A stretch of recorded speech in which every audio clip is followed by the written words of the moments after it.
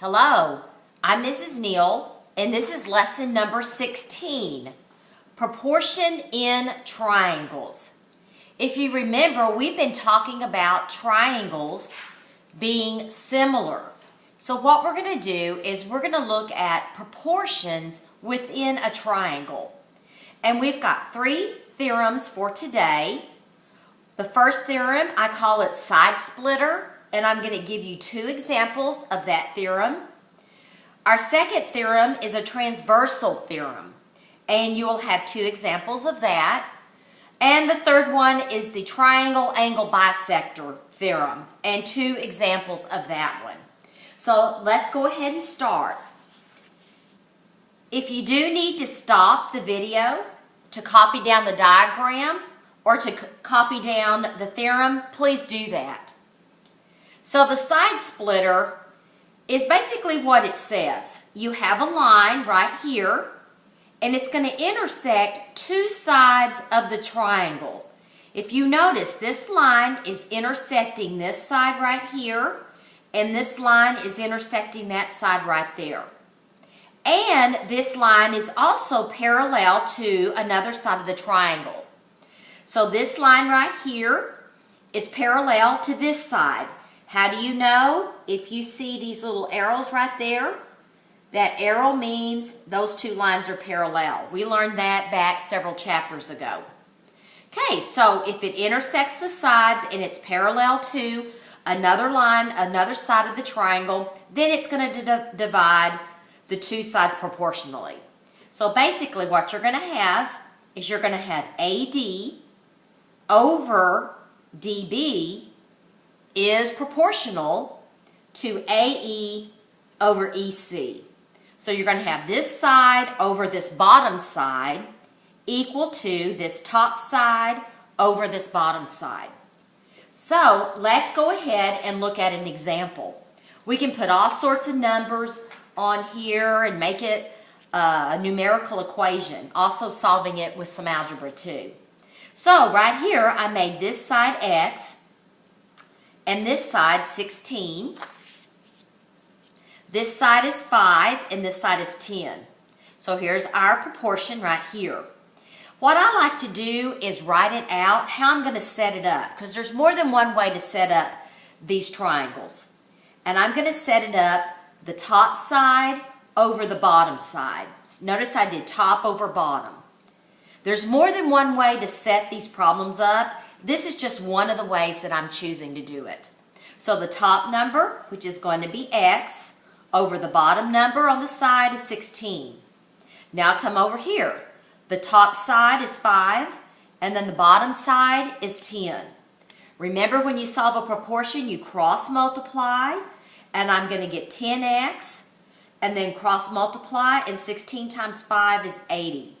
So 10x equals 80. Divide both sides by 10, and you get x is 8. So the length of this side right here is going to be a length of 8. Let's look at our second example of the side splitter. All right, if you notice, we have a couple of variables. We have x plus 4, and then 2x, and then 9 and 12. So I'm going to set this one up, the top portion of the side over the bottom portion of the side. Okay, so let's set that up. I get x plus 4 over 2x, and then top over bottom, which is 9 over 12. Now we want to cross multiply. It's going to be 12 times quantity x plus 4. Remember that? 12 times the whole quantity of x plus 4. So 12 gets multiplied by the x, and 12 gets multiplied by with the 4 also. And then 2x times 9. So when I distribute that, I'm going to distribute the 12 right there and right there. And that gives me 12x plus 48. And then 2 times 9 is 18x. Okay, let's subtract 12x from both sides. I subtract 12x here, and I subtract 12x there. And I get 48 equals 6x. And divide both sides by 6, and I get 8. So x is 8. Now what if I asked you for the length of the sides? This is not 8. this is 8 plus 4. So this little section right here is going to be 12. And this side right here, this little portion is not 8, it's 2 times 8, so it's going to be 16. So you can ask a variation of questions. I can ask, what's x, what's the length of this side, and what's the length of that portion of that side. There's different questions you can ask. All right, let's look at our second theorem, which is the transversal theorem. If you need to stop the video to write down the equation, to write the theorem down, or to draw the diagram, please do so. What that says is if we've got 3 or more parallel lines, these 3 lines right here are parallel. Notice the arrow right there, and that's telling you that those are parallel. And they intersect 2 transversal. Okay, these are transversals. I'll say this is transversal 1 and transversal 2. Then they divide them proportionally. So if you notice, I've got this right here on this left side. I've got this section A of the side over this part B is proportional to C, this little side right there, and then D right there, that little side or segment. Alrighty, it kind of is like the side splitter. However, this is not a triangle. These are just parallel lines cut by a transversal. They're not a triangle. So let's look at an example of this. Okay, we have just some basic numbers here.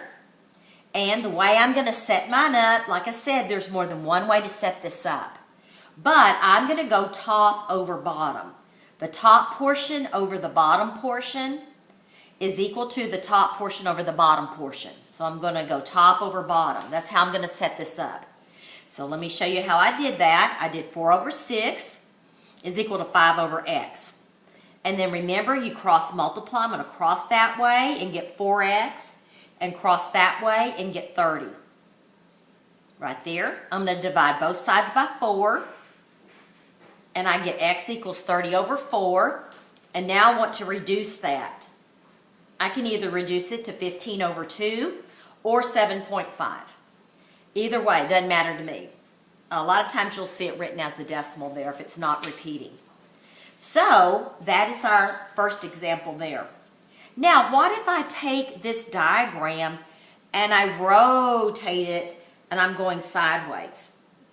It's not always going to be straight up front like this. It may be rotated a little bit.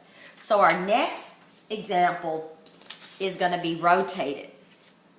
Okay, so right here, if you notice, the 3 parallel lines are going up and down. There's the parallel lines right there, the 3 right there, and here's your transversal cutting through it. So I can say that's transversal 1 and transversal 2 right there. Okay, so I have got this part and that part and this part and the whole thing. So I'm going to set this up a little bit differently. I got to find out what x is. I don't know what this section is right here, do I? So I'm going to set my problem up this time as part over whole. So I'm going to take this part and this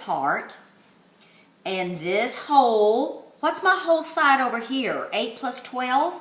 So the length of this whole side is going to be 20, isn't it? So now I've got part, whole. So let's set that up. So I've got this part of 8 goes with the whole part of 20 is equal to this part of x over the whole length of 24. There we go. Cross multiply, I go 20 times x, and then 8 times 24. Right there, and I get 20x equals 192. Divide both sides by 20, and I get x equals 9.6. So this value right here is 9.6. Could I find out the length of this one? I sure could. I go 24 minus 9.6, and that would get me 14.4. So just subtract the 9.6 from the 24, and you would get the other side if the question asks for that. All right, let's go to our last theorem. Going back to a triangle now. This is the triangle angle bisector theorem. What this one says is an angle bisector of a triangle, which is right here. Here's my angle bisector of the triangle. How do I know? Because this angle over here is congruent to that angle over there. So that's angle bisector. It's going to divide this triangle into segments that are proportional to the adjacent sides. Now remember the word adjacent? Adjacent means it's right by it. So see, these two sides right here are adjacent. They're right next to each other. So BD over AB. This side BD over AB. Set up your ratio. Is proportional to these two sides over here. See, these two sides are adjacent sides. They're right by each other. So DC over AC. So you can set up your proportion that way. Okay, let's do an example. Two more examples. Here's our same triangle. Okay. So I've got 6 and 9 and 8 and X. Okay, the way I set this one up is I did the bottom portion over the side portion. So bottom, side, bottom, side. You have to set it up the same way. If you don't, if I did bottom, side, and then side, bottom, when I set up my proportion, you would not get the correct answer.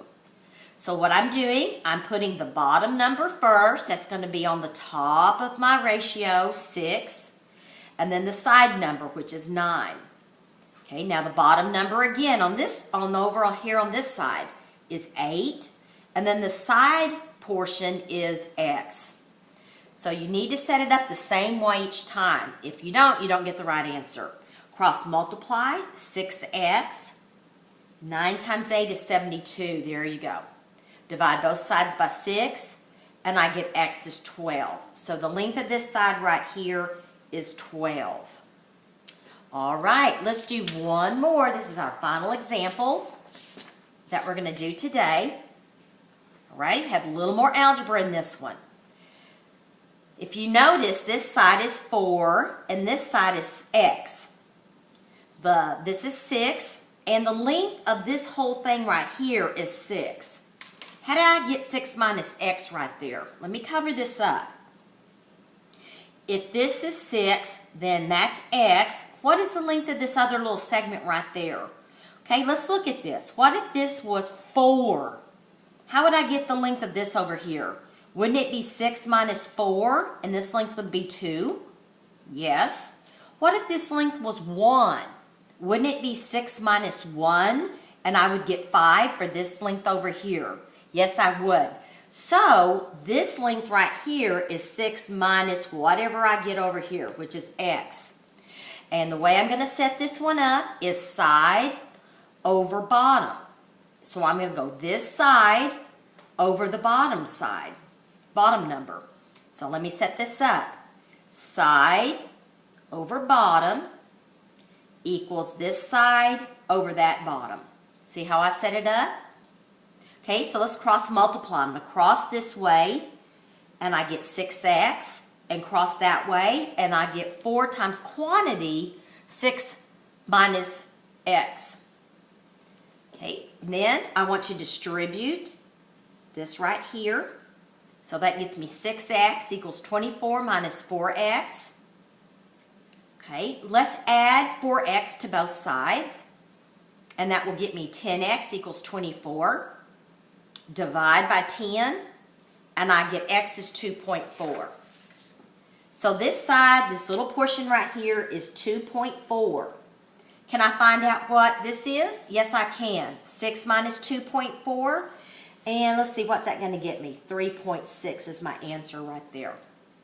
All righty, that is our last example for the lesson for today. I'm Mrs. Neill. Thank you for listening.